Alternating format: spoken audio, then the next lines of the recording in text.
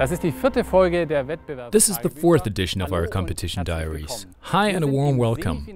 We have reached the semifinals. Here, the 12 semifinalists are invited to perform pieces of their choice and for the first time play with the orchestra. Then there is the commissioned piece Aureat by the composer Johannes Schöllhorn, a piece both well liked and feared by the contestants as it presents a big musical challenge.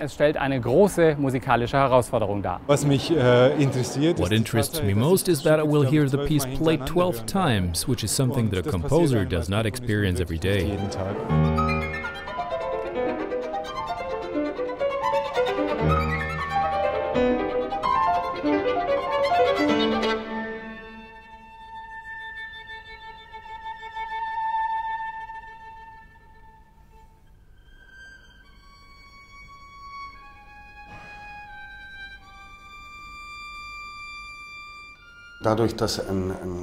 The lack of a steady rhythm, you know, it goes like 1, 2, 1, 2, 1, 1, 2, very irregularly, which brings us airiness and irregularity. That's something to hear. Das kann man bestimmt hören.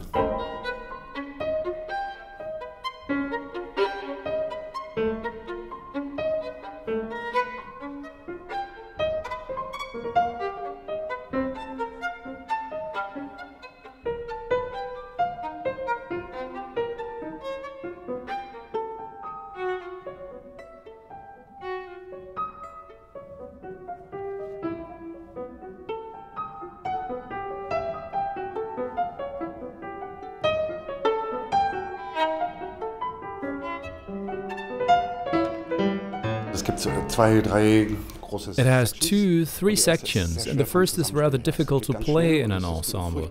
It is very fast, and there is a lot of counting. That's very special. And for the pianist there is another thing.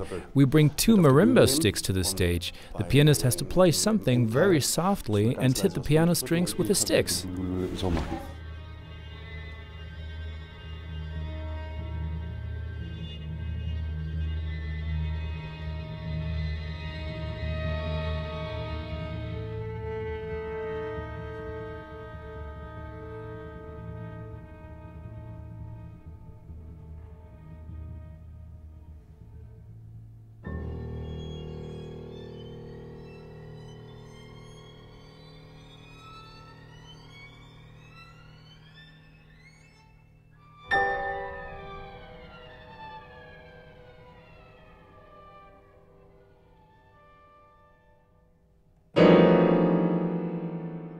Aureat by Johannes Schöllhorn was performed for the first time at this year's Hannover Violin Competition.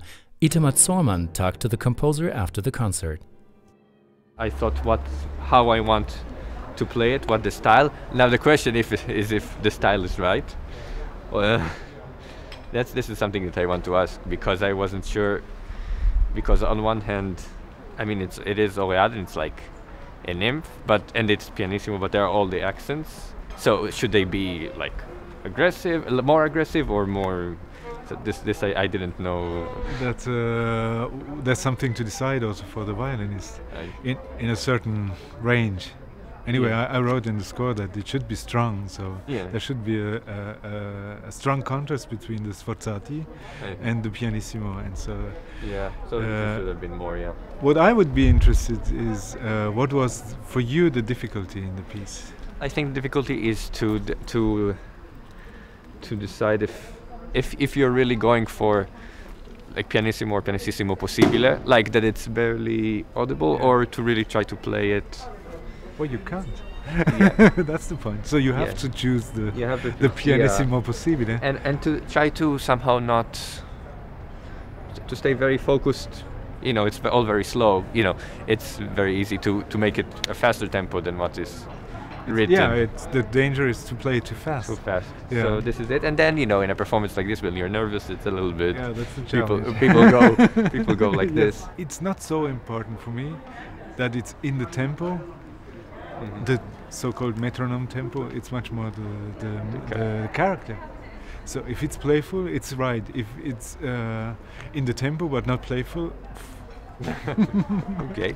But I noticed he did like very, very strong. Is that kind of more what you were Well, I don't want to decide what is the best solution, because I don't like to say, okay, that is in my mind.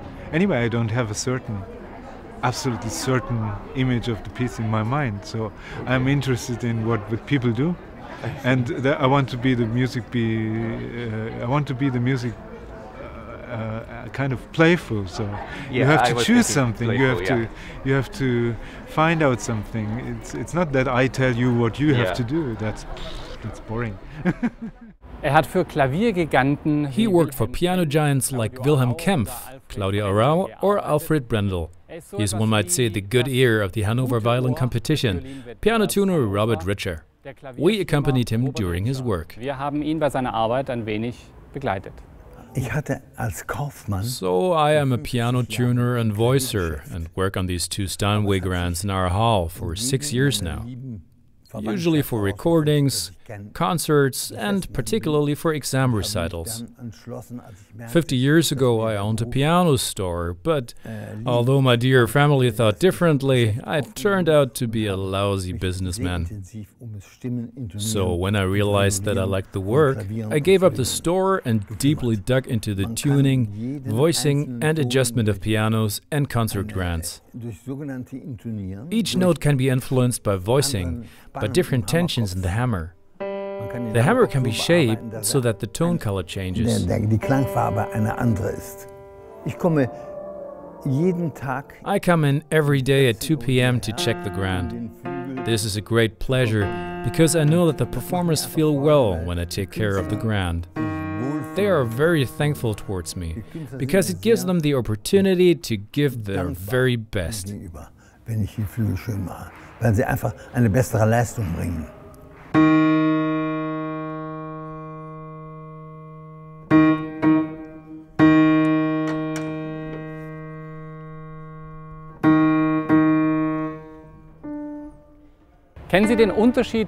Do you know the difference between a viola and the German term brace? And do you know what colophony is? Stupid questions, you might think, being a music adept and lover.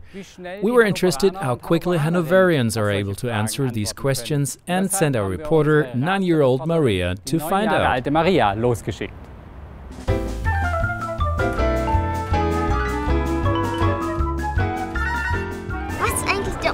What is the difference between a brace and a viola? Brace und Viola. Brace and viola? Nee. Both mean the same thing. Ist beides das gleiche. Both are the same.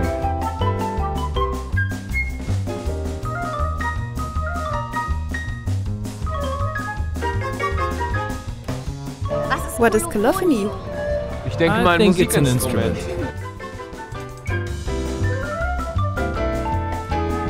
Was ist pizzicato? What is pizzicato? A musical piece? Aus was ist eigentlich das Boot? What is bowhair made of? Oder überhaupt? Aus Holz, Wood, resin. Was ist What's a conductor? Das ist einer der That's somebody who conducts an orchestra. Ja. A performer? Somebody who performs. Wie viele Seiten hat eine Geige? How many strings does a violin have? Eine Geige? A violin? Ich würd mal I guess schätzen, so between 5 and 7. Streichinstrumente. Both instruments? Tell me. Violin, guitar. Gitarre? Nein, das No, war kein that's no bowed instrument. What's a double bass? Ich weiß jetzt nicht. I don't know. Es ist A big ein großes instrument? Musikinstrument. HMTH. HMTH? We're not from here. The next competition diary, already our 5th, can already be watched tomorrow. Then we will accompany David Coucheron to his foster parents. As well, we will find out which of the 12 semifinalists made it into the final. See you tomorrow. Bis morgen.